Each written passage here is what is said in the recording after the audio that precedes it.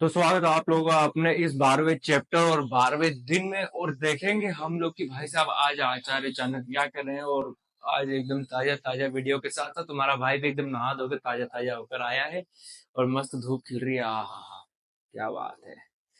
बारिश के मौसम में पर थोड़ा सा जल्दी करते हैं क्योंकि दुकान भी तो चलना है ना यार। तो चलो चालू करते हैं 12th चैप्टर को। द्वादश अध्याय गृहस्थ धर्म।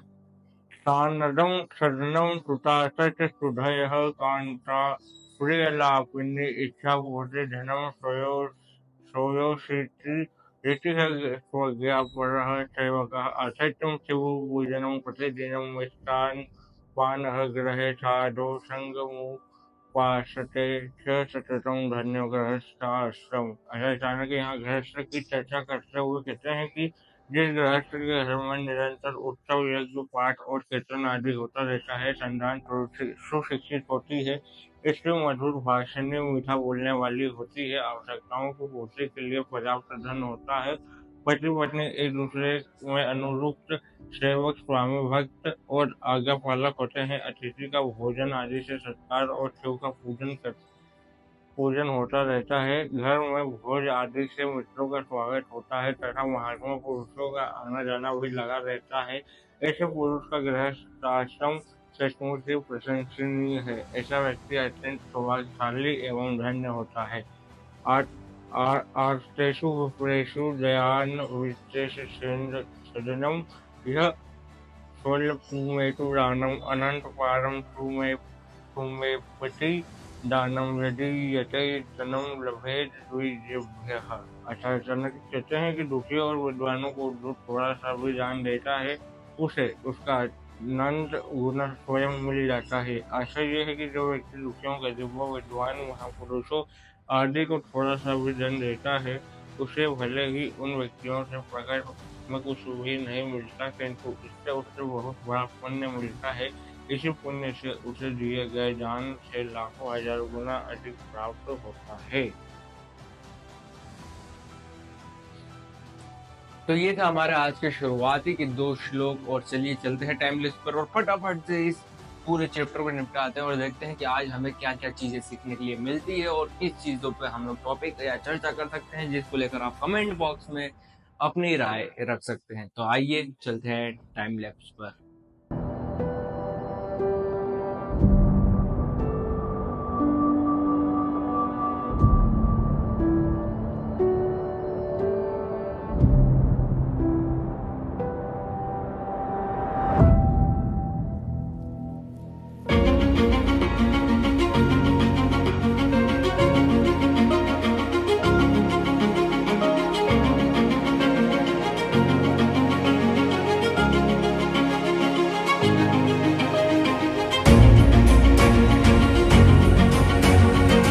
फाइनली हम लोग आ गए हैं भाई साहब हमारा इस चैप्टर का आखिरी श्लोक पर। तो आओ फटाफट पढ़ते हैं और तुम्हें आज एक अच्छी चीज बताता हूँ इस चैप्टर से जो कि मुझे बहुत अच्छी लगी। चीजें तो बहुत अच्छी थी इस चैप्टर में क्योंकि इस बार के जो श्लोक थे उनका भाई साहब एक्सप्लेनेशन आधे एक पेज का था। तो चलो फटाफट पढ़ते हैं आखिरी का श्लोक और देखते हैं कि आखिरी श्लोक में ऐसा क्या लिखा है जो कि हमें आज बहुत कुछ प्रेरित करने में काम दे सकता है। सोच कर काम करें। अन्नालोच्य व्ययम करता स्थानतः कलह प्रिय आर्थ स्त्री सर्वक्षेत्रेषु नरहं शीघ्र विनश्यति। आचार्य चाणक्य सोच समझकर कर्म करने का परामर्श देते हुए कहते हैं कि बिना सोचे समझे व्यय करने वाले अनाथ श्रद्धालु तथा सभी जातियों के स्त्रियों के लिए व्याकुल रहने वाला व्यक्ति शीघ्र नष्ट हो जाता है। आशा ये है कि धन को अनाप शनाप खर्च करने वाला जिसका कोई भी अपना ना हो, जो झगड़ालू स्वभाव का हो तथा जो स्त्रियों के पीछे भागता हो, स्त्रियों के पीछे भागता हो। जल बिंदु निपातेनम क्रमशः पूज्यते घटः स हेतु सर्व विज्ञानम धर्मस्य धनस्य च। आचार्य चाणक्य यहाँ अल्प बचत का महत्व बताते हुए कहते हैं कि एक एक बूंद डालने से क्रमशः घड़ा भर जाता है। इसी तरह विद्या धर्म और धन का भी संचय करना चाहिए। आशा यह है कि एक एक बूंद डालते रहने से धीरे धीरे घड़ा भर जाता है। इसी प्रकार धीरे धीरे धर्म तथा धन को भी संचय करने से रहने से ये बढ़ते हैं। छोटी छोटी बटरें बढ़कर एक बड़ी राशि बन जाती है। तो अचानक अचानक भाई साहब उस समय में जानते थे ये चीजें, जैसे कि आजकल लोग कहते हैं कि सेविंग करना जरूरी है, इन्वेस्ट करना जरूरी है, तो उस समय इन्वेस्टिंग का तो क्या ही कहना। हाँ, शायद से ये चीजें नहीं होती होंगी या होती भी होंगी, गाय खरीद ली, जमीन खरीद ली। बट वो कहते हैं कि अगर आप लोग मतलब उनने पहले वाले श्लोक में ये सीधा सा कहा है कि जो लड़कियों के पीछे भागता है, जो अनाप शनाप पैसा खर्च करता है, जो हर किसी से झगड़ लेता है। अब भैया हर किसी से झगड़ लेना एक सही बात नहीं है। हो सकता है कि सामने वाला फिर इम्पोर्ट एक्सपोर्ट कर दे जरा से। हाँ, तो ऐसा भी नहीं करना चाहिए और लड़कियों के पीछे नहीं भागना चाहिए, नहीं तो फिर लड़कियों के भाई ऐसा होते हैं ना, ऐसा होते हैं, मजे आ जाते हैं।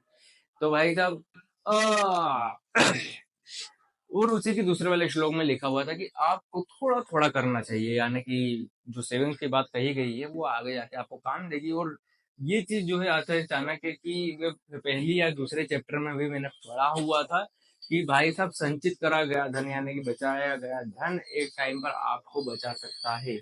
यानी कि अगर आपका वही है, भाग्य की बात है, अगर काल उल्टा ना चल रहा हो तो आपका संचय किया गया धन आपको बचा सकता है। तो आचार्य चाणक्य उस समय जानते थे कि भाई साहब सेविंग्स करना जरूरी है क्योंकि कभी भी काम आ सकती है। और एक और श्लोक की बात करो तो जिसमें दिया गया था, वैसे तो आज के इस चैप्टर में राम जी का बहुत अच्छा वर्णन किया गया था कि राम जी के बारे में खूब प्रशंसा की गई थी। और वहीं एक चीज आती है ये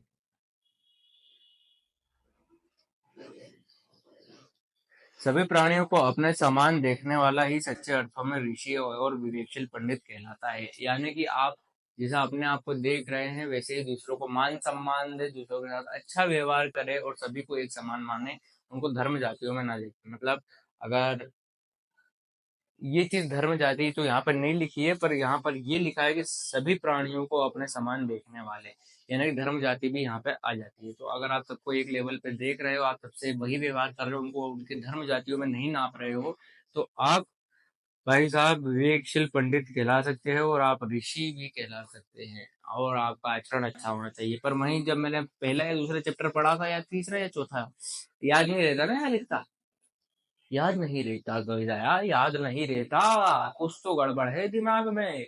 तो भाई साहब हुआ ये था कि तीसरे मतलब चौथे चैप्टर की एटलीस्ट में जब पढ़ा था हम लोगों ने, तो वो कहा था आचार्य चाणक्य ने कि अगर कहीं कीचड़ में सोना भी पड़ा हो तो उसे उठा लेना चाहिए। पर वहीं इस चैप्टर में कहा गया है कि अगर किसी की दूसरे का धन है तो उसे मिट्टी के समान समझना चाहिए और उसे त्याग देना चाहिए। तो यही वो बात है कि भाई साहब अगर ढूंढने वाला आ गया तो ठीक है, नहीं मिला तो कोई बात नहीं, फिर वो अपना है।